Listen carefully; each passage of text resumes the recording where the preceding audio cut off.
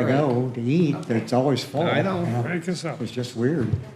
Oh, it's past 8:30. Crank up. The live stream is It's trying. it's loading. Ah, Loading. The little Gotta make engine. sure they know how to do this. Yeah, because she said if not, that Todd knows how to do it. I know nothing. That'd be, Oh, I know how to pass the say things I buck. shouldn't on there, but I don't know how to run it. Go ahead and hit record, and I say, okay. If she can't, all righty. if you can't get it working, Todd will videotape the whole thing with his phone. Great. All right, you guys, You girls will just go to the back. straighten up. It's Straighten over. up now. We're, call this meeting to order to DeKalb County Commissioners, and the date is September 19th, 2022. Good morning, Dottie, finally. Well, good morning. Everybody's in a great mood. That's Oh, we gotta be. wonderful. Yeah. Well, we can talk about hiring. I think that's a good thing. Since it is a topic of conversation. The highway is going to be interviewing 3 applicants. They are still taking applications for a couple positions. So Ben thought he'd go ahead and get started. The Extension Office, the recruitment posting for the administrative assistant will be open until October 7th. They have had a lot. It's probably now in the 90s, how many resumes that we have gotten just from Indeed. And I've probably passed along about half of those that are qualified, that have clerical background. And so by now, the Extension Office is going to wait until after the DeKalb County Free Fall Fair to really do any acting on those. Community Corrections, a case manager position has been offered to and has been accepted by a current jail confinement officer who has the qualifications. So sorry to the jail. They will have somebody leaving, but good for Community Corrections to get another case manager. So her last day with the jail will be the 27th, and then due to her schedule, she will start then the following Monday on the 3rd. So that's good. And they asked me to take down the part-time residential facilitator posting that we've had up there for a while. We have, I think they've decided that it wasn't quite as advantageous as they had thought. They also didn't get quite the volume of applicants that they thought they might for a part-time position, the way the schedule was. So they're going to focus on their full-time residential people. Then, speaking of the Sheriff's Department, the one that we have leaving, there are 2 in the pipeline. We just don't know what their prognosis will be. We're not quite sure, them passing all the tests, everything, but at least there are 2. I wish that there were more in the pipeline, but, you're only as good as the number of applications that you get and the people. I will say, it has dwindled quite a bit. I think I only had maybe 3 on Indeed inquiries for confinement officer positions last week. And then they receive an automated thank you for your interest in working with DeKalb County government. In order to be considered for this position, you must either contact the sergeant per the instructions in the posting, or come to the jail and pick up an application. Okay, that's the extent of my involvement in that. After that, I don't know how many people actually will, go forward, jump through those hoops. Now, last week I did have I thought a really good candidate, and passed it on with the experience that the person had. I went ahead and passed it on to the sergeant and said, ooh, if only he fills out an application. And the sergeant said, I think I'll just reach out to him. So that may be another one that might go through. A lot of the inquiries are from individuals who don't have any law enforcement background. They might have a criminal justice degree or working on a degree.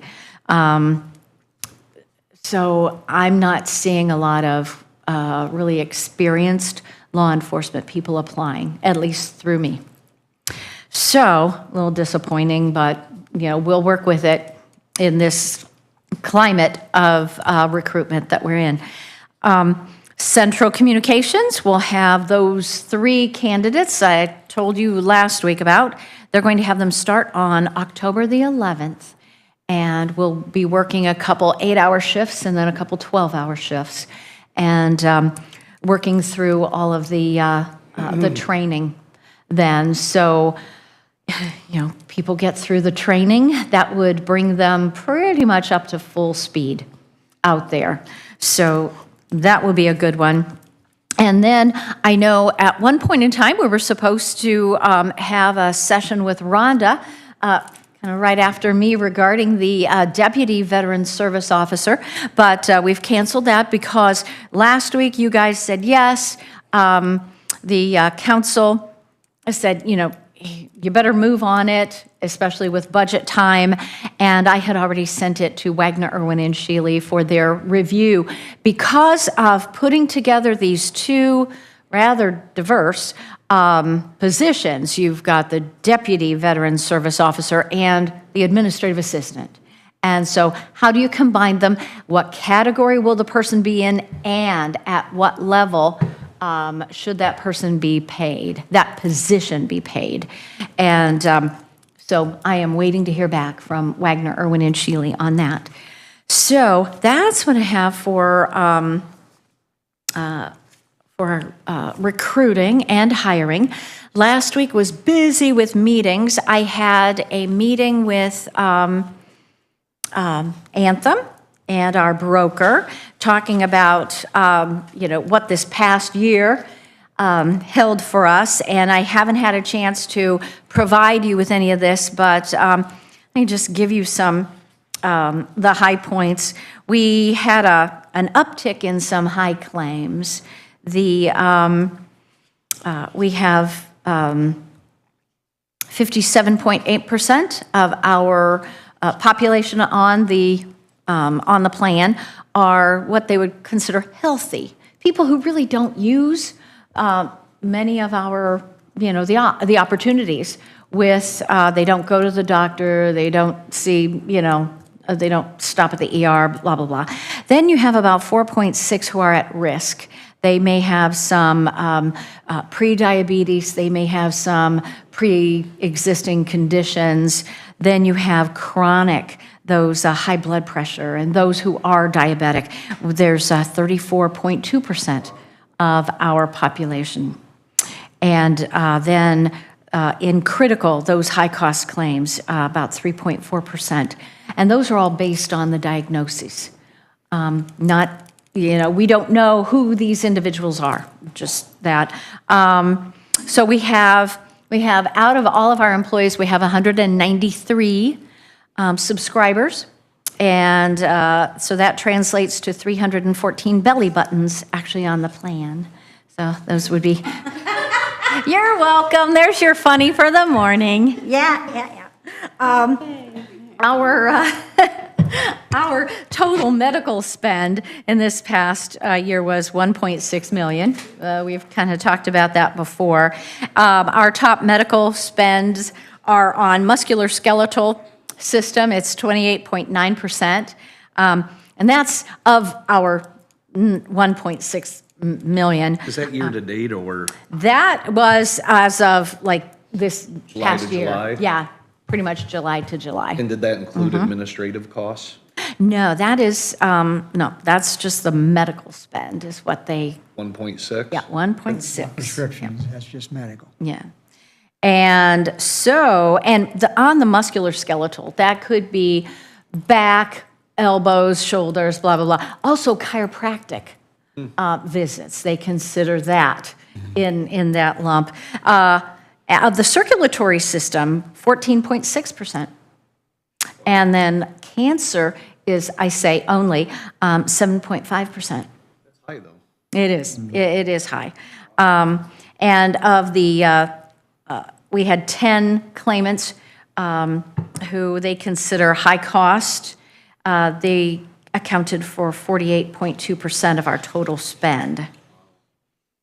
Of those high cost, that it was a 1.2% of our total membership, and 37.7% of the total spend. And it's actually, they spent about $105.2 thousand per claimant. And so we had 1 child, we had 5 employees, and 4 spouses that count for that. And those are at 50,000 and above. Now, I have asked for a report at the $25,000 level. I want to see what else we have. And some of these are old, they were from last year. There hasn't been any activity in, say, the last few months. So in the last month, there was one that we had spent $61,448, and it was a spouse, and in the last month, it was 0. So is that falling off? We won't know until maybe next month or, the month after. And then on another one, we had an employee, sleep disorders, and a secondary diagnosis of glaucoma. A little close to $81,000. And the most recent month was $78,466. So that sounds like something that is currently, and whether or not it's just acute or it will be chronic, a sleep disorder is really more chronic. It's an ongoing thing. Tell me about it. Yeah. Sleep. What sleep? Anyway, so there's just a whole bunch of stuff. Oh, we talked about the top drugs. I've told you guys, if you see it on TV, we probably have it on our list. Trulicity, Enbrel, Eliquis, Xarelto, Jardiance. That's Xarelto. The other one was I think that's a dog medication. Sorry, it's not on this list. Sorry, they're too close. They all, drug things sound alike. Anyway, so it was a really good meeting again with our Anthem reps and our broker. We talked about things that we need to start educating our employees on. If we're going to, we're thinking about what we're thinking about, creativity when it comes to funding this health plan, perhaps being self or partially self-funded. We need a healthy workforce. And, we've been trying to educate people, but, how much more can we do besides here's the information in an email, here's the information on our intranet. If we were more self-insured or partially insured, self-insured, we would have a little more control over asking our employees to do a few things, health risk assessments rather than just voluntary, although the voluntary, has been going up in the numbers.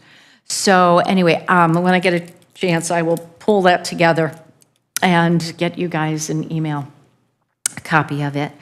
The other big thing that happened last week, and Todd was there, I'll let him add to it, but the safety committee meeting met on Friday morning for the first time in 2.5 years, almost 3 years. We talked a lot about the first aid kits that we currently have out and about. That was a decision that was made a few years ago, and we took a look at the history. How much is it costing us? What's the minimum cost to replace the items in there? Is it really cost effective? Perhaps we should have a person assigned to doing that rather than farming it out with the current company that we have. Community Corrections has pretty much done that. Community Corrections, they have to watch every penny because they are so grant funded, and they decided to get rid of the vendor and do their own. They inspect the cases every month, I think, and they have a little spreadsheet that if you take something, you mark it on there. And it was a few years ago, probably a couple years ago, the committee decided and the commissioners decided that we would get rid of all the pain relievers, just because it gave the impression that we were dispensing of meds, and we didn't want that on our shoulders. So we no longer stock those in our first aid kits. But there are some other things that I'll bet, the expiration date's going to be before we ever use them. That's what happened with the last first aid kits. I had expiration dates from the 80s in this one that nobody had ever looked at, and it was in our building. It's like, I guess it would have, worked in a pinch, but maybe. So we did talk about that. We talked about the AEDs, should we even have them? According to Jason and Gabe, there's no statute that says that we must actually in our office buildings. Now at, I'm sure, Sunny Meadows and Community Corrections and the jail, they probably have to because there are residents there. So should we indeed have them? The batteries, inspection. Evidently, our current vendor does not inspect our AEDs, which would, you have to push a button, make sure the green light's still going, and the battery is still alive. So, that's whether or not we really want to keep those around. Is it more of a liability to have one that doesn't work? And, as I said, they are idiot-proof. You pull one down and it talks you through the whole thing, but still. So anyway, discussion. We discussed the Employee Safety Handbook, which was created by the previous Homeland Security Director in 2015 and distributed starting in January of 2016, just before I came on board. And there are some things that are probably should be looked at. One of the things that we didn't do that was in the safety handbook was our hepatitis plan. And the commissioners at that time, after I presented them with the program, working with the health department, was to offer the hepatitis C vaccine or hepatitis B, to all of our employees. Not just, trying to figure out, okay, who is an affected employee? Which departments are affected? Yes, I can name them, but let's just offer it to all of our employees. And what we're finding pretty much right now is that because hepatitis is a part of the, children get these vaccinations, that we're having fewer and fewer of our employees avail themselves of that. We talked about emergency evacuation plans, fire, tornado, for each building, because they're all so different. And so we're, working on that. We had insurance trustees was here. IPEP was here to talk about our what's going on with our work comp claims. And this morning, I actually had an email from our work comp carrier that one of our claims was just closed. And last week, I was informed that another claim that we've had open since September 20th of 2021, they have offered that a former employee a settlement for a partial impairment. And so we'll see if that former employee takes that, and then that would close out that case. So we also talked about the fact what IPEP has for safety training, and, you know, for free. Well, I say for free because it's a part of the premium that we currently pay for all of our work comp insurance. I had been asked about 10-hour OSHA training, and so I've asked Kimberly from the city because they also have IPEP, if they had any plans to do any 10-hour training, and she says that they were thinking probably in January.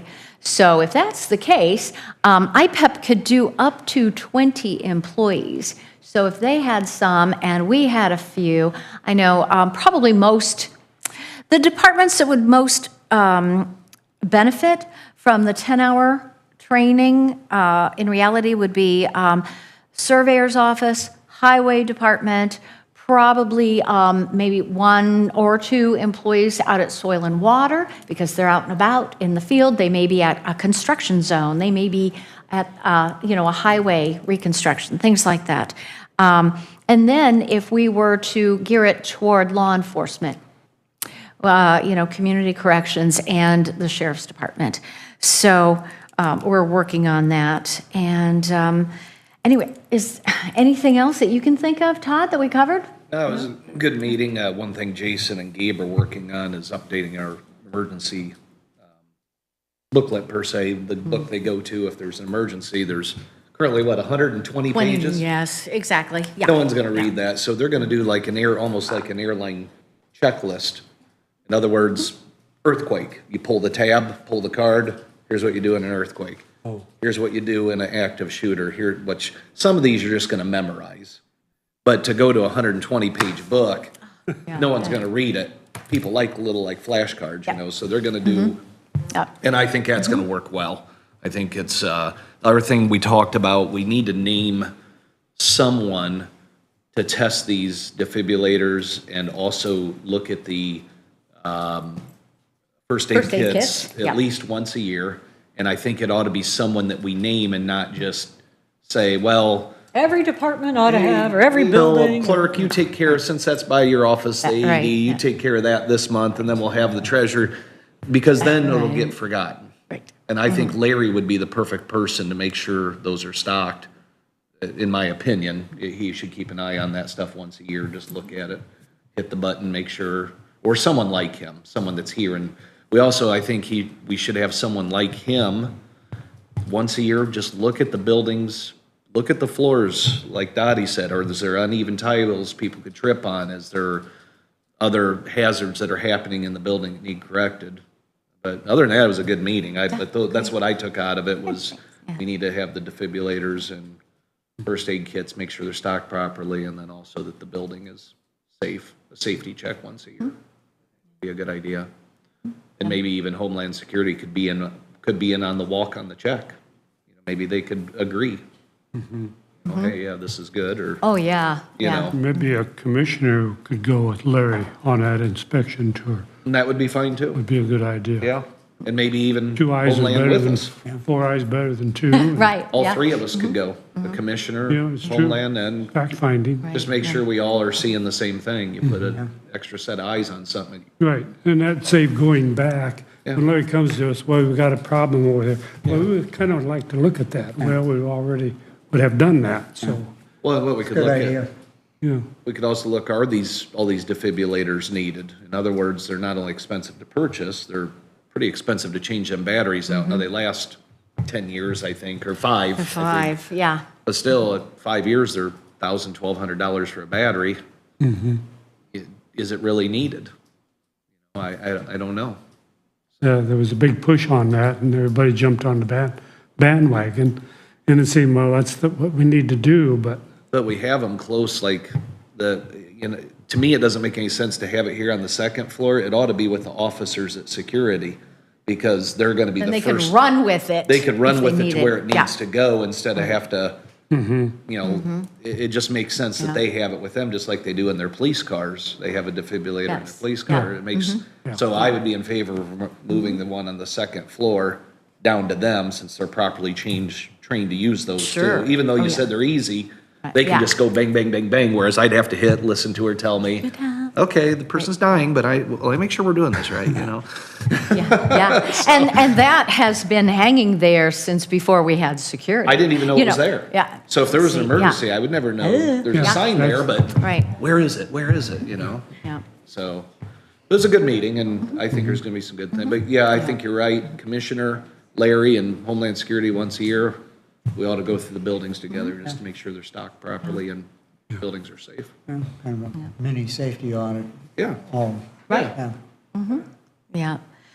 Well, I came from a mostly manufacturing background, and we always had a safety manager. There was always someone who was in charge of safety who distributed information and helped train and, did all of those things for manufacturing, for the office.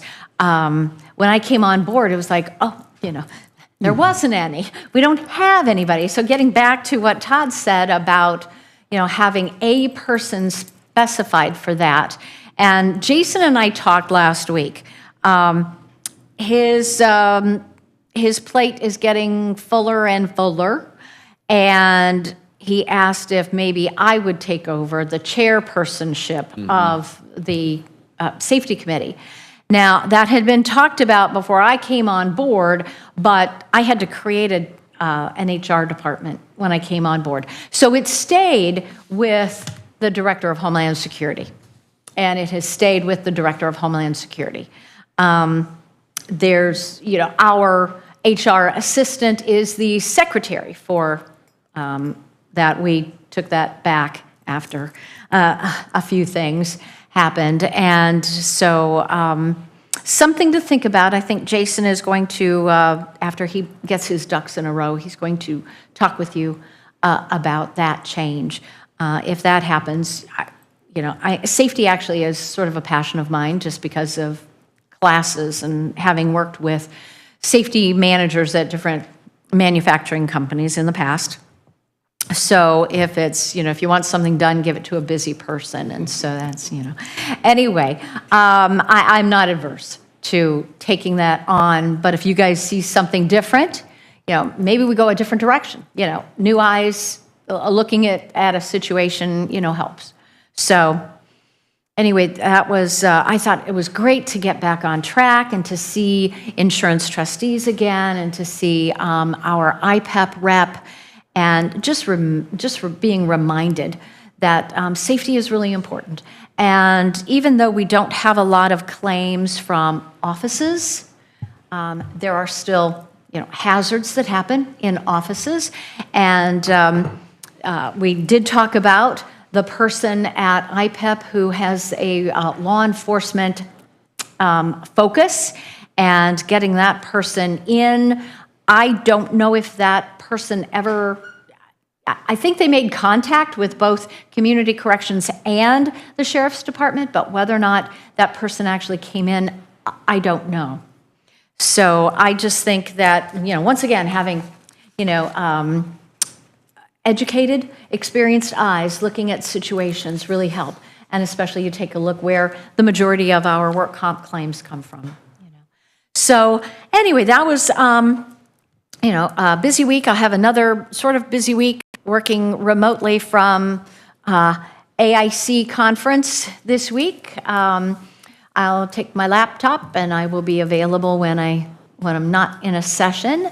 So, and Lindsay will be in, and Lindsay has we're sending her to a seminar at Sweetwater Sound on Thursday morning. I should be back, Thursday afternoon, and she should be back in the office Thursday afternoon, but of course, we'll be available. So that's kind of my week this week. Okay. So what do you guys have for me? Okay, anything else, Todd, for Nope. Dottie? Mike? Anything for Dottie? Nothing. The only other thing I can think of was the announcement last week that Don Pearson, administrator of Sunny Meadows, is his retirement in December, which means that we have plenty of time. I say plenty of time. This is September. It'll be December before we know it. And as I mentioned to every department head, when a person leaves their employ, do you need to fill that position? And I'm going to say that again. Since you are the supervisors over that position and that department. So we have a lot of things to think about, a lot of different directions that we could go. So I'll be on it. I will have as much information. I know Susan is fully aware of the situation, so we will be available to do whatever we need to do to help with that transition. I read through the report, of course, that you had put together, and, we can't, of course, discuss details, but what can we do to help to fix that? Is there, what's the solution? And I've not, Well, I have a meeting scheduled Friday morning to investigate a qualified evaluation of all the residents there to see, I think that's important. yeah. And then I think we have to have that information first, and then we can look at some of the options. right. I think everything's got to be open I think Nothing off the table everything's got to be on the when it table. comes. Yeah. It's going to be hard to find a director, number one. The building's old, has some problems. It's a tough position we're in with this. And, we also are limited to one insurance carrier because we don't have meds being distributed by a nurse or someone qualified. Well, and finding a third party to administer the place. They're not gonna given take that it. Nobody's gonna take the liability building. of that building. So we have, there's just a lot of moving parts with this thing. Yeah. Well, then there's Rick Ring brought up the financial end of it, and you helped us with more, and it used to pretty much cover itself if you look at the history between the funds that came in, and I think we're short 100 and some grand, which the money's a different end. I'm not putting money over life here. I'm just saying that's another facet to it, is Yeah, it bleeds some money. But I think that's another factor that's, along with everything else with Sunny Meadows, that's just been ignored. Yeah. Because there's plenty of funding around for those kind of things, if we find it and take advantage of it. So I think we can eliminate the financial end of things, but that doesn't take care of all the other problems we have. Yeah, right. Yeah, I mean, there's just a lot of physical, a lot there. like I said, a lot of moving parts. Okay. I think that was it then, Dottie, unless somebody else. Susan, anything? Okay. Right. Have a good Thanks. week. Yep, see you, Daddy. Thank you. Toodles. Thanks for attending the meeting too and being vocal. It was helped. Thank you. Okay, let's jump over into payroll. Get that wrapped up, taken care of. I suppose you ought to pay the people. I don't even think I. Well, they don't get paid then. Yeah. Let's move on to claims. I did read the minutes. If you want to do minutes, get that out of the way. Well, you want to wait till she's back to type it?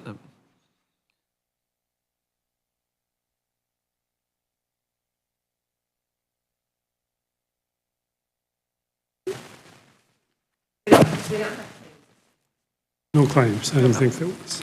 Wasn't any in the email anyway. Yeah, no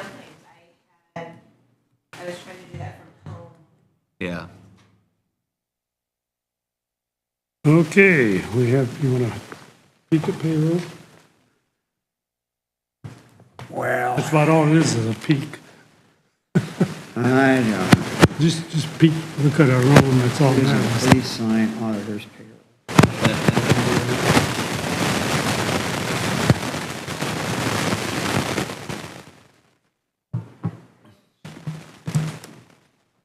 I don't know what that was.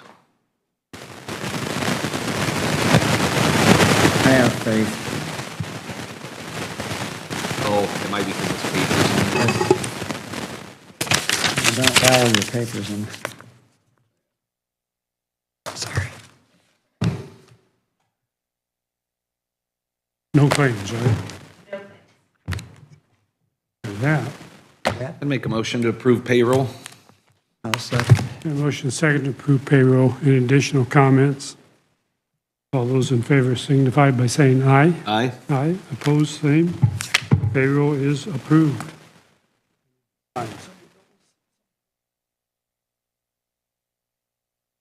Minutes.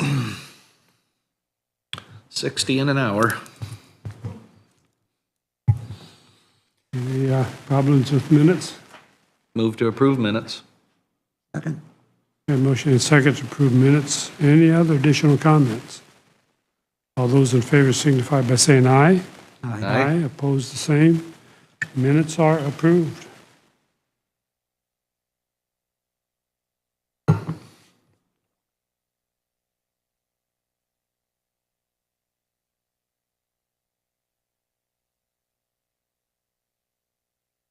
Well, we got a little time. Let's jump into travel.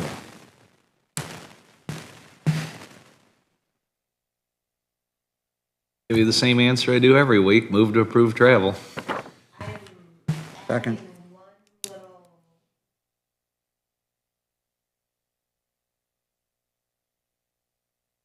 Okay. All right.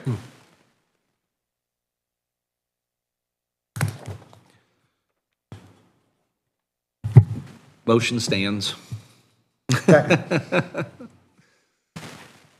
A motion and a second. Any additional comments? And that'll help. All those in favor signify by saying aye. Aye. Opposed, same. Aye.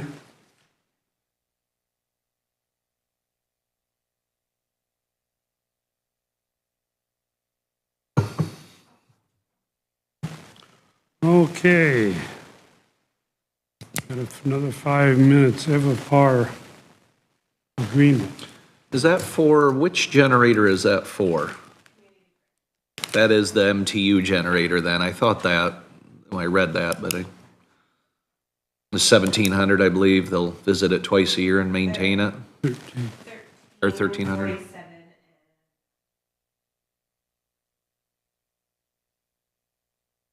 Okay. It's an expensive generator. I think we ought to take care of it. Even though I hate to replace it. know, I just wish I had time to go do it myself for $100 worth of parts, but Yeah, but I don't want to be liable for it when I spin the rod bearings out of it for putting the filter on wrong or something. So it's probably, I think we should engage their services. I'd make a motion to approve it. The I'll second. Evapar, is that their name? Everpar. Evapar? Everpar. a motion and second. Any additional comments? All those in favor signify by saying aye. Aye. Aye. Opposed, same. Motion carries. Let me get these signed up here.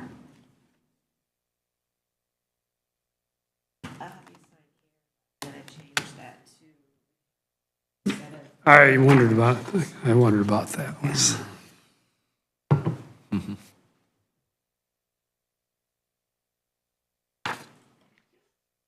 That should be changed.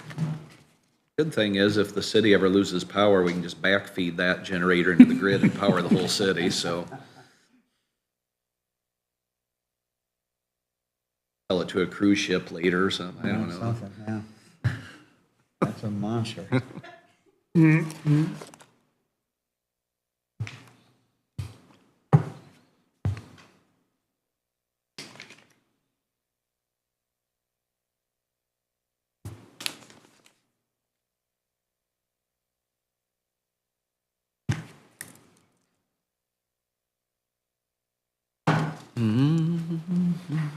You'll get a chance to read the Kaiser Township Assistance Guidelines?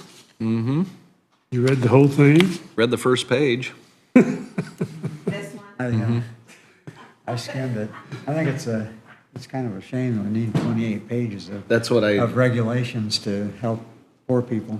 well, we had the same thing needy when I people. was on Union Township. It was, and alls we did was pay people's electrical, and we did bury a person You had once. 28 pages too? No, it wasn't near that, but I think it was 10 or 12, though. Oh, really? That was Okay. crazy. The very limited function, I mean, they're important, don't get me Yeah. wrong, but they don't control the fire departments anymore. They don't control it's a lot of verbiage for what, you know. They use, yeah, I've never seen one before.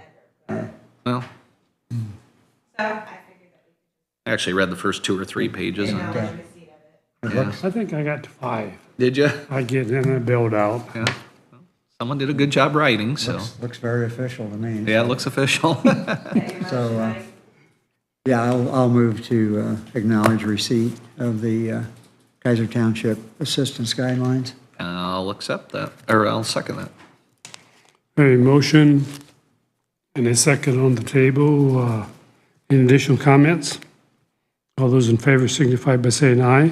Aye. Aye, opposed, same. Aye. That was Motion aye for, carries. yes. Got one Not more aye for here, no. and then we can move on.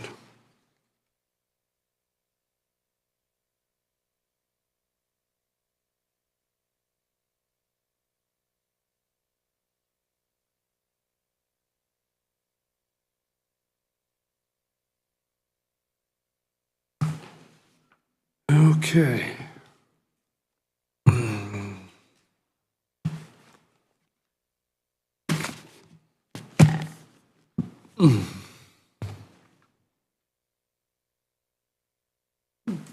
Rubber band.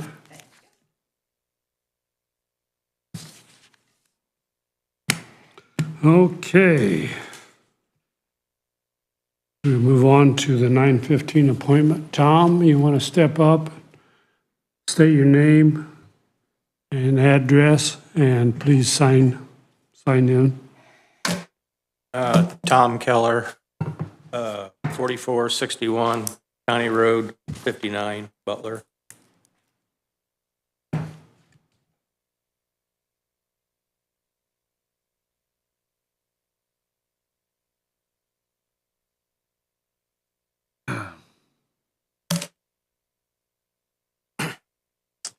Okay, are we ready? Ready? First off, we need to go over the county farm on the tiles out there. The one in the north, I got some pictures here. If Sure.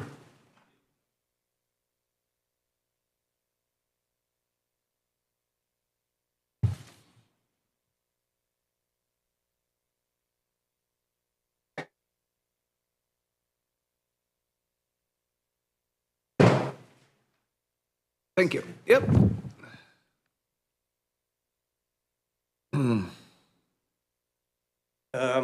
in the north field there, circled in red, we have a large blowout in the bank of the ditch there coming from the field there. I already talked to surveyor's office, and they're gonna take care of that whenever. So What's a blowout? When you say a blowout? what happened was there's a big 12-inch tile Oh. that comes into the ditch right there, Okay. and that tile it's bad, Okay. ruined. Tile So then. yeah, so what happened? That tile broke down. I think there was a 12-inch steel culvert pipe, and it all rusted away. And, Oh, and really? after that it started washing the bank out. Everything took quite a little bit of the bank out there. So there's going to have to be some dirt hauled in, and then they'll have to fix the tile and everything, repair that bank and everything. I'm assuming they'll probably maybe rip raff it too. I guess that's going to be up to the county surveyor whenever he does that. There's two more in the south field there. just south and on the east side of the barn there. I thought maybe they was under the county tile deal. They're not. I cleaned them out this spring there when I was planting and got them opened up again. One is a 12-inch tile, and the other one is, I believe it's a 6-inch tile that needs to be repaired. So I kind of want to know whether you want me to do that, or you want to get somebody in to do that, or how you guys want to all do that. So these are private tile These then? are probably, we'll have to pay for out of our budget. So How big are they, 12 and 6? Yeah, the one's 12-inch, and the other one, I believe, was 6-inch. That's a big tile, isn't it? I mean, 12 is pretty good Pretty for. good size. Yeah. For private. Talked to Kelly Castleman. He just did a little work for us out at the farm. Finished cleaning up that corn crib site. Yeah. And he said he could get in there after the corn's out. Oh, fix some okay. Blowout. So, yeah, I think we'll get him. So you've heard about this Yeah. already? Okay, all right, yeah, I did. whatever you think. So, yeah, when you get that corn off, we'll get in there and Okay, who do I notify, or just let you guys know? And just let us know when the corn's off. okay, Right. Great. Yeah. okay, that'll take care of that. I guess. Okay. I want to move to County Road 44 there on the east side of SDI. That's a gravel road, and supposedly truck traffic is not allowed on that. And every time SDI blocks County Road 59, 61 there with a rail, you get a lot of trucks. They turn around and they detour over to 63, and then they go down south on 63 to 44, and then turn and come west on 44. The dust is horrible. My property is just totally ruined. I mean, it's just, when it's dry, it's dust day in and day out there with traffic. You get a lot of car traffic going up and down it. They do the same thing. They go up to the railroad track and it's blocked. And they turn around, go down to 44, and away they go. And a lot of them are driving 60 mile an hour down through there. Something needs to be done. I can't take the dust in. I mean, my buildings are ruined. My house is ruined. I got three tumors in my lung right now. So we need to figure out what you want to do on it, or what we can do. Truck was never supposed to be on that from day one. Back when SDI had all the hearings, it was specifically said that all trucks would come in off of US 6. And nobody's ever held that, and we need to talk about that, see what we can do. That road was never put dust control on it this year by the county highway department. And I asked Ben why he didn't dust control it, and he told me SDI did. I said, well, SDI dust control it way back early in spring. I says, that's got nothing to do with when you guys went around on all the county roads. So I don't know what the deal was there, why it was never dust controlled. Just in one moment, I have talked to Ben about this. He says it was dust controlled. By SDI. No, the county. Well, that's not what he told me. We talked over the phone. He said SDI dust control it early, and that's the reason why he did not dust control it. So there you are. So Okay. Here at 11, we'll let me talk a little bit more. The dust control that's being put down, it might be good for places where there's very little traffic on it. But if you put the dust control down and within a couple of weeks, the county highway comes through and grades it, that just totally ruins everything. It's done and it's gone. So that's a problem just generally. And of course, with the traffic on that road and the amount of just the cars going down it, within 2 weeks of that dust control, it's gone. I mean, that's just the way it is. So there's something we've got to come to a different conclusion on. So Our homestead house that's down by the railroad tracks, we just had it power washed and clean, and a lot of the paint has come off it, so we've got to repaint that. My house, I need to get power washed. All my buildings are just stained from the dust, and you can't get it off, so, so here we are. So we need to discuss this and see what you think and what we're gonna do about this, especially the semis driving down through there. I drove by there, there's signs on every road leading there that says no trucks. We can't shut the road down because it's a public road. So my solution is, or what I've been thinking about is maybe there needs to be signs installed where the semis leave, when they leave SDI or Heitman or wherever they leave, saying, these are the approved roads. No travel, no truck travel outside. Warn them then when they see the sign, and then when they do go down the road, I don't know if we need to write an ordinance, make it $1,000 fine, a $10,000 fine, whatever it needs to be. When there's no trucks, there should be no truck on that road. And so Brady's coming in, maybe we can talk him into going out there and enforcing it. I know we're short on officers, but these semis need to know they can't run those roads. If they truly are running them, they need to be fined heavily. And they need to wait for the train just like I have to, if that's the case. So I think it maybe starts with asking SDI if they would voluntarily put up some signs, big signs with warnings that say do not travel any roads other than the designated, or however it would be worded. I think that'd be a good start, and then you gotta enforce it. If you don't enforce it, what's the point of? Yeah, exactly. We can sit there and, oh yeah, we're tough, but if we don't have a cop out there writing $1,000 ticket to someone, I guarantee you get their attention on a big number on a ticket. I don't know what the legality of that is. Yeah. If I can actually do it legally. Be something, a question for Jim or something to. I think we need Yeah, to. we'd have to have. I agree run with that you. by They should be Jim, on the but I road. think No, that, no. They shouldn't be on the road, I agree. I think that I think we can set fines for any of those type of violations. It needs to be a big fine. I know this thing has been discussed many times before, and it just seems like it gets glossed over. You can't get a whole lot of cooperation from SDI to say, well, when they leave here, we have no control over them. We don't get a lot of enforcement out there. Obviously, everybody's busy taking care of other problems. They don't have time to go out and sit all day to catch these trucks.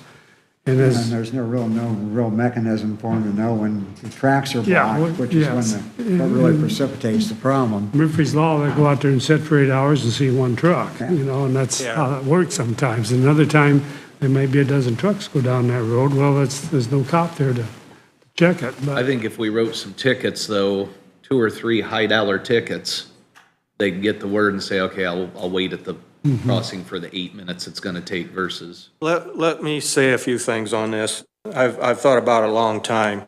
First, we needed an ordinance and a fine set for trucks going down that.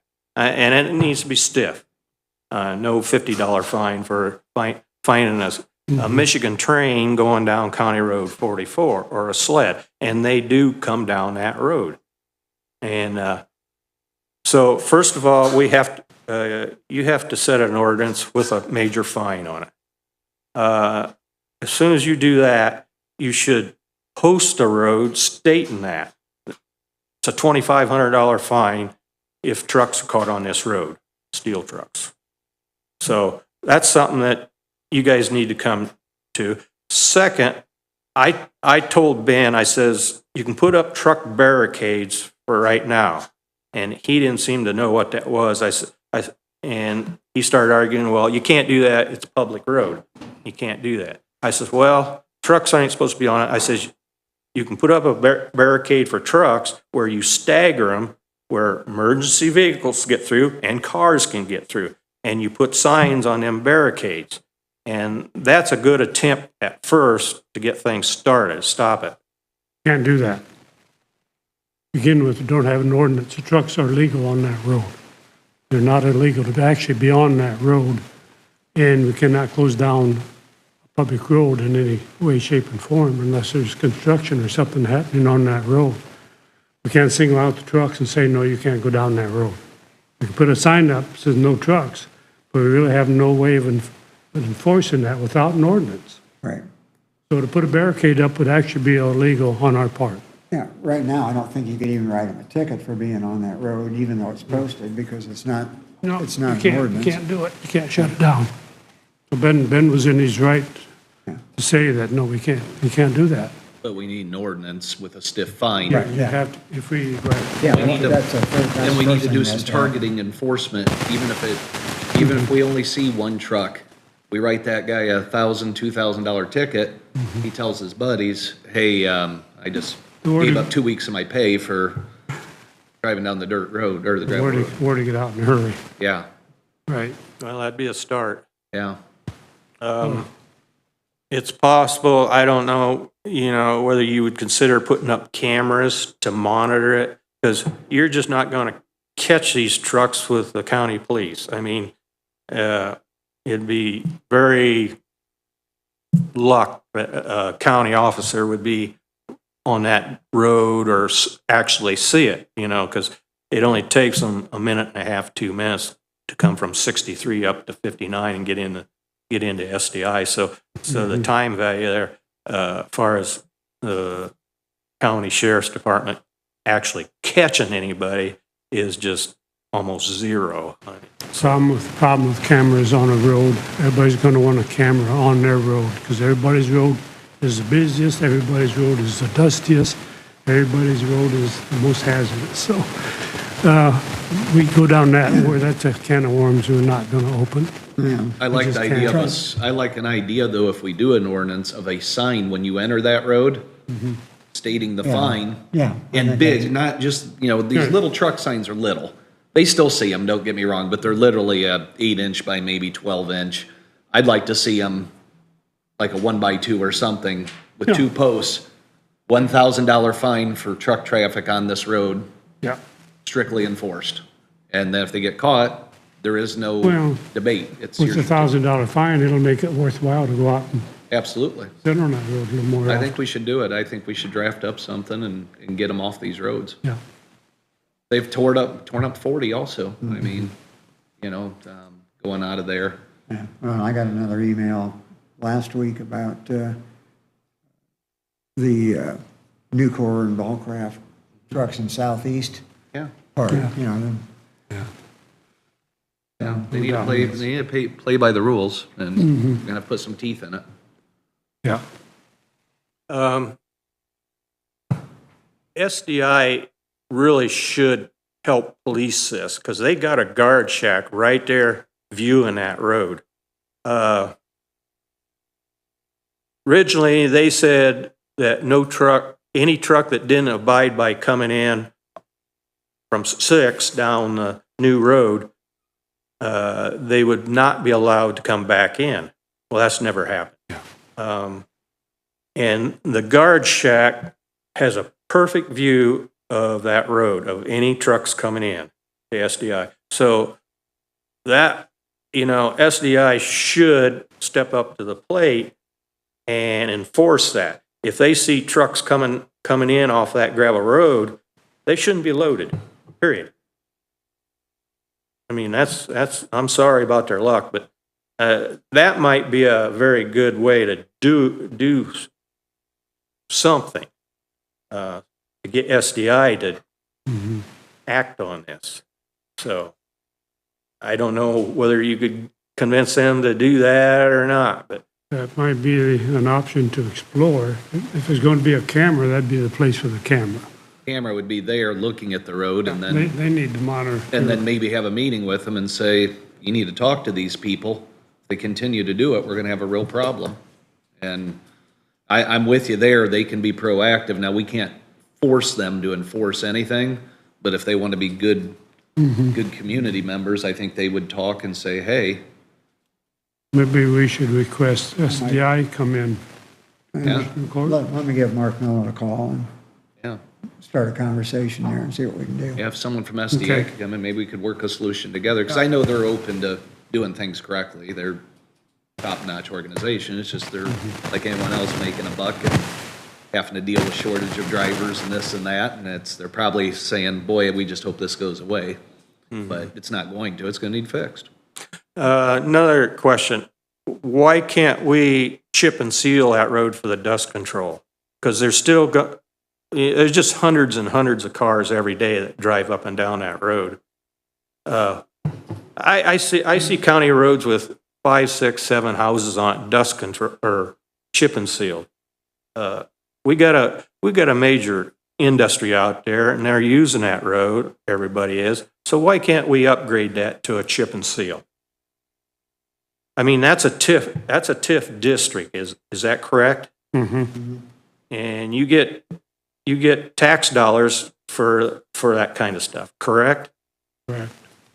Now, who paid for the upgrade for County Road 40 from 59 to the Ohio border?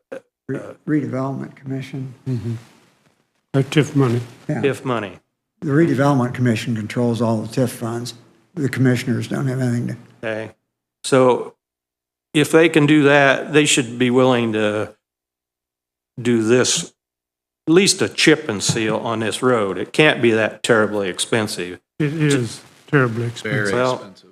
Yeah, to build them up to hold the traffic, not to deteriorate, it's in excess of 150,000 a mile. Well, you're out there every 2 weeks, 1 week grading and putting gravel down. I agree, but the first step, though, I think would be to keep the trucks off of it. We'd have to enact the ordinance, keep the truck traffic off of it, because they'll probably tear up the chip and seal. Oh, they would Well, destroy yeah. it. yeah, that wouldn't last. a They'll tear it season. up. So we'd have to do that first, and then maybe go to the chip and seal. That'd be a discussion. Now, years ago, when I believe it was Patton was the county highway commissioner or head of it, they had Clink coming in with it was a tarry type sealant that they put down. And when that dried in a couple of days, that got like asphalt. Now, we really had good dust control back then because it didn't go away, and he never graded it up, tore it up or anything. He just left it go, and it maintained really well. Why can't, at least on that road, there's my house, our rental house, homestead, and there's Bobby Rosenberry and the other, I don't know who's clear down the corner of 63. Why can't you do a strip in there by the houses, at least for us to stop this dust? I mean, this isn't 1 or 2 cars a day. So, I mean, One problem that I'm hearing about that application is that it can't be graded. If it develops a pothole, it can't be graded shut. If it develops a pothole, you can't fill it and hold it. So I think that's why they shied away from it. Do you have any knowledge of potholes that can be, the last year we had it, the potholes were that size, you could have used some cold patch and put in it. I mean, it held up quite good. The dust control is just, it's worthless in that kind of traffic. It just, 2 weeks and it's gone. How much money are we spending on dust control? well, we are spending quite a bit, and there are situations where it does work. Now, of course, we don't apply that. If for some reason that driver drives that stretch too fast or doesn't have the right amount going on, it can affect the longevity of that dust control. The other thing that will affect it is if they put that dust control down, of course, they have no control of the weather, and it rains that day or the next day. That'll take a lot of it off. And I've seen where, yeah, it's pretty weak. Yeah, And then I've seen spots where it's really held up quite well through the whole summer. So, yeah, we can look into seeing what else we might be able to do with that road. Keep the trucks off, get the trucks off of it first, and then maybe go from there. Well, I'd like at my place I'd like to see Clink do a strip there past my house a ways, keep the dust off me. And I'd like to go down to our home place there, down by the tracks, and do the same thing. I know that stuff will hold up good enough. It's better than nothing. I mean, we can't take this dust anymore. I mean, I just can't take it. What side of the road are you on? My place is on the corner of 44 and 59, be on the northeast corner there. Northeast corner. And if you go east on 44, just before you get to the tracks, on the south side is a homestead place, our home farm. So, I mean, it ain't gonna take much to do that kind of stuff. Okay. Okay. Anything else? I guess not. Well, like I say, we'll look into this and see what we can do as far as the trucks. Start there. Okay. And if we can do that, we'll take that under serious consideration. Okay. Will you keep me advised on what you're doing, or do I need to come up here and talk about it, or how do you want to handle this? I want to be advised to what's going on. Appreciate it. I think we'll work on an ordinance first. You'll see that in the meetings. You get the newspaper? Not anymore. News and Sentinel, or the Evening Star. We publish everything that goes on. It's not our responsibility to chase everybody down and tell them where we're at in the process. You know It's what on I'm saying? YouTube too, I mean, that we're being recorded here. Do you have internet? We'd be spending a lot of time. If you check the county website, our agenda's on there every week, so you'll see when it's Okay. scheduled for discussion. Well, I can talk to you, Bill, and Yeah, give me a down the call. road, or you can give me a call or whatever. Yeah. You got my phone number and stuff. Give me a call. So What did you say your address was? 4461 County Road 59, Butler. So, okay, well, try and keep me informed what we're doing out there. Okay. We'll do what we can do, and we'll see how. Okay. What, you can't do any more dust control down that road? When we talk to Parker. See what's in the budget, what's left in the budget, and so forth. Okay, appreciate it. Thank you. Have a good day. You too.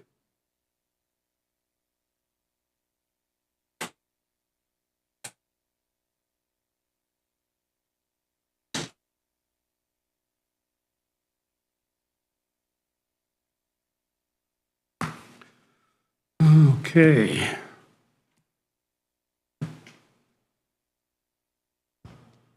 We got a little time. I have a couple things. Go for it. I handed out the draft capital improvement plan that I emailed to you guys to look over. I also printed for Bill and for all of you the current, your current budget. So it shows on the second to last column how much has been unspent of your appropriations for this year. So you can see what's being spent, what's not, and what isn't spent then reverts to the cash balance of that fund to go towards what you guys budgeted for next year. So if you would just review that, let me know if you want additional things added, if you want things in different places. I tried to streamline it, and because the original had said that there was going to be 5 areas, with the 6th one being your administrative fund, and on the last one there are like 10 things listed. So I tried to pull them together, and like if you see in number 3 of the projects with the highway, I had put there that it included the $600,000 that you had slated for the new highway location, things like that. I kind of added them in, and then you can see where they land. So if you guys can look that over, we just need to make sure we do that before the end of the year. Any comments, questions? They were due at 9.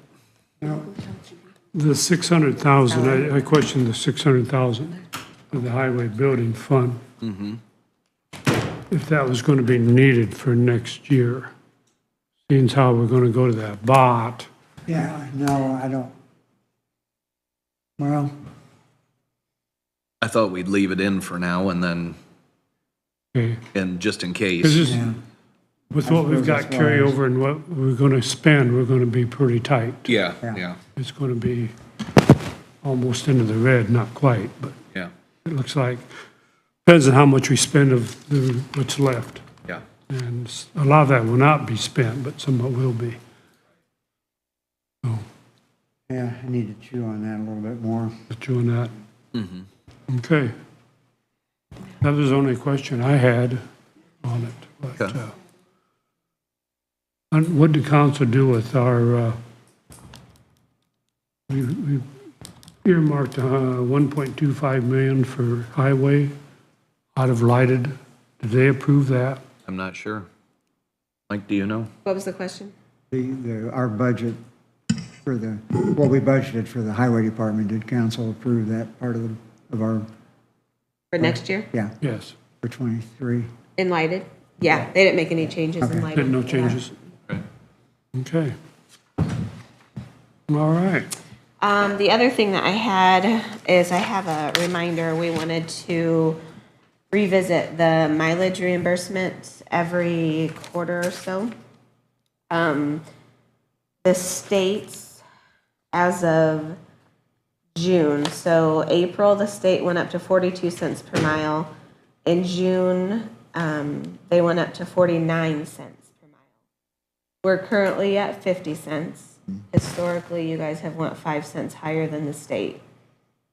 So I just wanted to bring it to your attention to decide, for you guys to decide whether you wanted to change ours or not, or keep it the same for the next quarter. Like to keep it the same.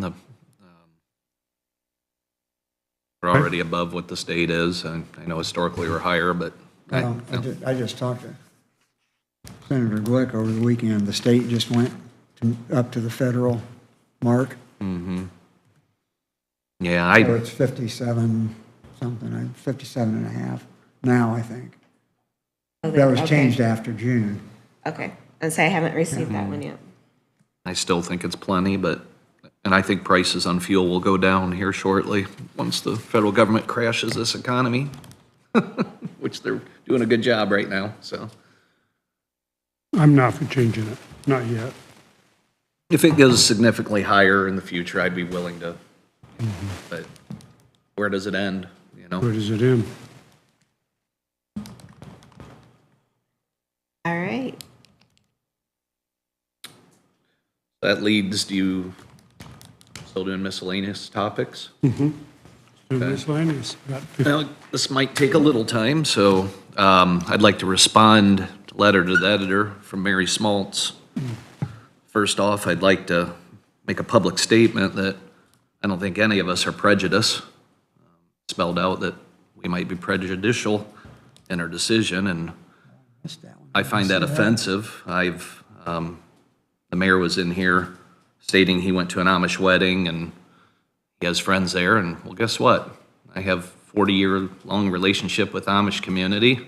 I'm going to an Amish wedding next Wednesday also, so I didn't appreciate that comment. And also the facts completely wrong in that letter to the editor. I believe, and I don't have it with me, but I believe she claimed that a car would only pay $521 in a 10-year period. Well, that's true if you buy a 10-year-old car. You will pay the minimum. And over 10 years, it's $521. That doesn't figure in, though, the administrative fees that you pay at the BMV of $30 a year, which adds another $300 over that 10-year period. It also doesn't take in consideration the 50 cents per gallon you're paying in fuel tax.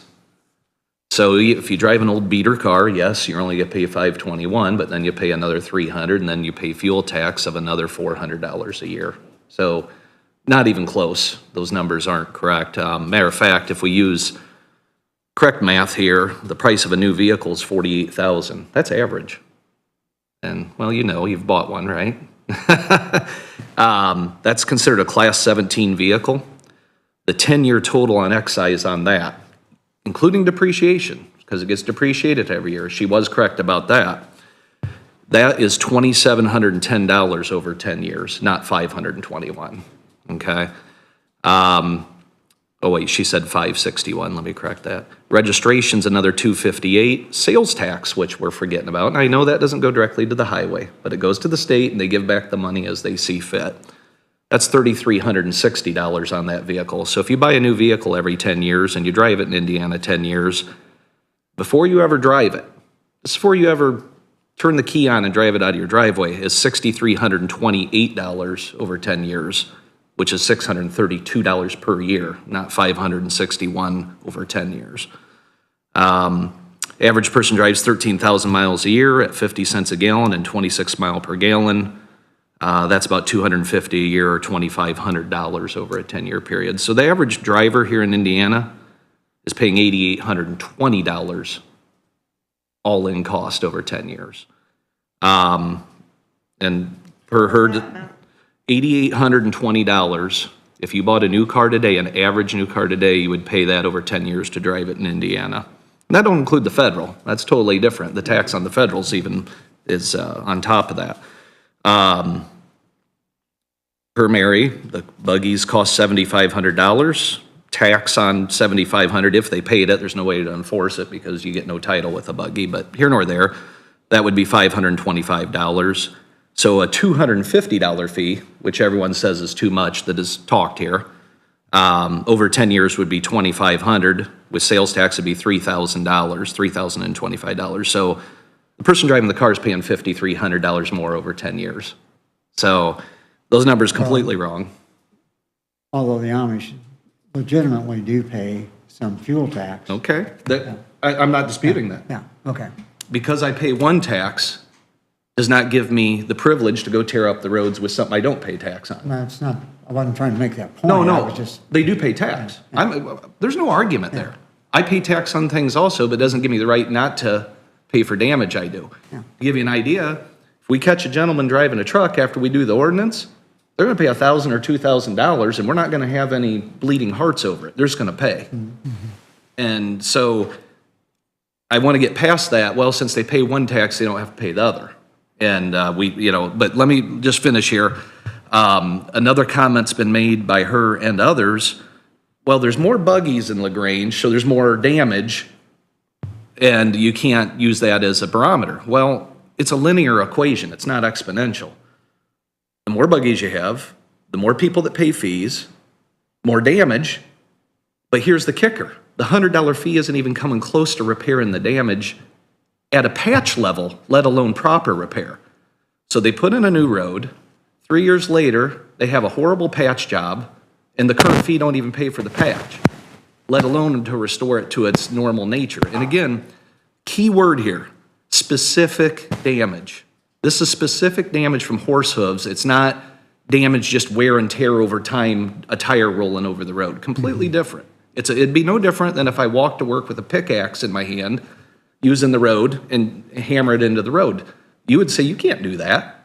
You're tearing our road up. Well, this is how I get to work. I use a pickaxe so I don't fall down. Whatever. It's the same thing if I drove a bulldozer to work, which I could do, put a slow moving vehicle on it, sign. Guess what? When I tore the road up, you guys would be tearing into me saying, you can't do that. you can't drive a tracked vehicle on the roads. Sure I can. No, you can't. Well, but I'm going to get fined if I do it. Oh, okay. Yeah, what I'm saying is if I tear up the road, I'm responsible for it. Yeah. I missed your point. Yeah. Either way, We just, the fee versus damage is linear. Yeah, The more buggies, right. the more damage, but the more fees to repair the roads. They're not fixing the roads. It's not even close. when was that letter in? I didn't see that at all. I So missed it. 250 won't pay for it, period. And they say in 250 is too much. And 250 doesn't even cover, it just barely covers, or 100 just barely covers the material. It won't pay for it. They also said point out specific damage. Well, I got them on my phone. I couldn't get it to transfer, but I'm happy to show it with anyone. There's real damage on 64. There are chunks of asphalt missing out of the road, and it's 3 months old. There's zero tire damage. There's no car wear to it, but the road is being torn up. And that 2-mile stretch of road was $380,000. Fix right. And to fix correctly. It cost $20,000 to do a patch repair. You'd need 230 buggies registered in order just to cover that section of road. She also made the point that bicycles don't pay a fee. Well, yeah, bicycles don't cause any damage to the road either. You know, period. Golf carts are, she said, golf carts don't have to pay a fee. Golf carts aren't permitted on county roads, period. Okay? Electric, and then she also said electric cars don't pay anything. Well, not only do they pay the registration fee, not only do they pay the $521, because they're most certainly over $48,000, they pay $150 on top of that because they don't pay any gas tax. So the government gets it from them that way. And then hybrid cards not only pay gas tax, they pay a $50 fee to Indiana on top of that.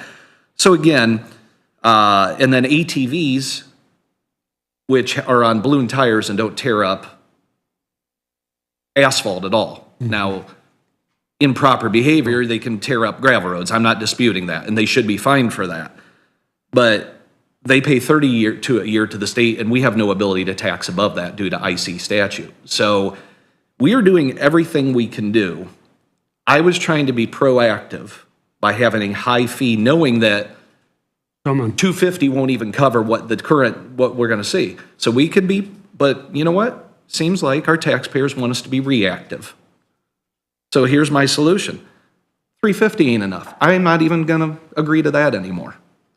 Here's what I am going to do. I am going to make a motion knowing that someone pays $8,820 in a new car and a buggy would pay $3,000, and they do exponentially more damage per mile than a car. It isn't even close. I'm going to say, I'd like to make a motion that we just rescind the old ordinance and move on. It isn't worth our time to collect $100, $150 fee on a buggy. By the time we issue a plate, by the time we have to send enforcement out, we're going to go backwards. And here's the other thing. We're going to promise our people that pay taxes, we're going to fix their road for that fee. No, we're not. Why would we lie to them? $100, $150 doesn't even pay for the product. $250 doesn't repair it properly, neither does $350. I think they need to see the damage. They don't believe us. They say there's no damage. I show the damage. That's fine. 2 to 3 years from now, I think we'll be reassessing and we'll be talking about a $1,000 fee at that time. And that's where I am. I just think we've spent way too much time on this. They've been very vocal, which is their right. They're the taxpayers. I haven't heard anyone come in here telling us that we need to have a high fee on it. I've heard on social media, that kind of stuff, but so let's give them what they want. But I am not going to promise to fix a road on a fee I know won't cover it. It's just another tax that I call them phantom taxes. The money comes out of our pocket, but nothing ever gets done with it. Right. And that's what'll happen. So that's my motion, is to rescind the old ordinance and let's move on with other business. I would just make one comment, and that is the amount of tax that the Amish pay, the gas tax, is very, very limited. They'll pile 6, 8, 10 people into one van, go to work and come back from work, and that's it. It's not like they're driving their own personal vehicle every day, several times a day, paying gas tax, or each one of them paying the excise tax. It's all spread out over several individuals, so it's very limited, just in response to your comment, Mike.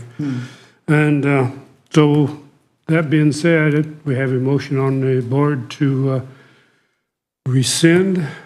Is that the right word? The 1983 ordinance, I don't have the ordinance number, but if you would like to add that into the record, if you have And it. the previous, yeah, The original ordinance and abandon the ordinance that we were seeking. yeah. A motion on the table is, do I hear a second? I will second. Any additional comments? All those in favor signify by saying aye. Aye. Aye. Opposed, same. Aye. One opposed. It ain't worth it. Let's move on. Be Let's build careful it. what they wish for. Yeah, we'll see. They might be right. You know what? Let's find out. Had a long conversation with this subject with Senator Glick who lives and represents LaGrange County, which obviously is not worth repeating, but it was very interesting. Yeah. Yeah, it is what it is. Let's get some We- other things We done. got more fish to fry. Yep. Let's We get got some more work important done. fish to fry. Yep. Well, you know, we have gentlemen that he wants his road chip and sealed. He would love it paved, and I get it. Hey, you can pay me to live on a gravel road, but there's no way in hell I'm paving that road and having it torn up in 3 years and going backwards. It doesn't make any sense. Well, but if you look at the overall picture, obviously nobody is paying their fair share because we don't have enough money to do what we need to do with the roads.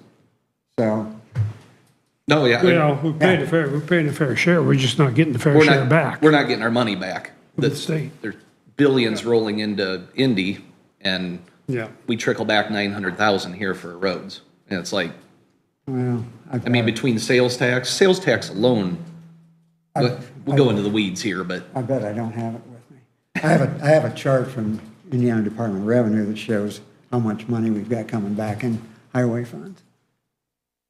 I'll bring it in next week. But again, it's just the specific damage, guys. That's all I'm talking about. If this was just normal wear and tear due to the wheels, you could say, you know what? It's wheels, they're doing this, but this is specific. It'd be no difference, like I said, than taking a pickaxe and walking down the road and chunking up the asphalt.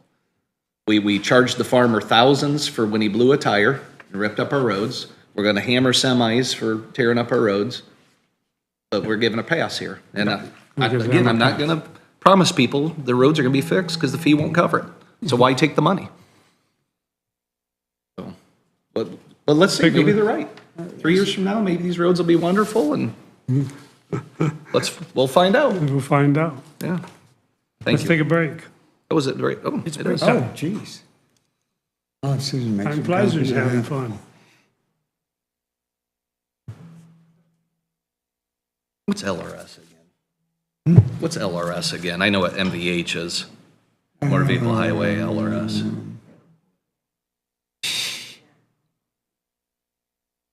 No, I can't think. Yeah, I was talking about the community crossings coming back, because that's what comes back from the grant. yeah, that's a grant, yeah. Yeah, I didn't mean that. Oh, okay. Yeah, but you're correct. Yeah. And that always gets taken out of context. Yeah, what?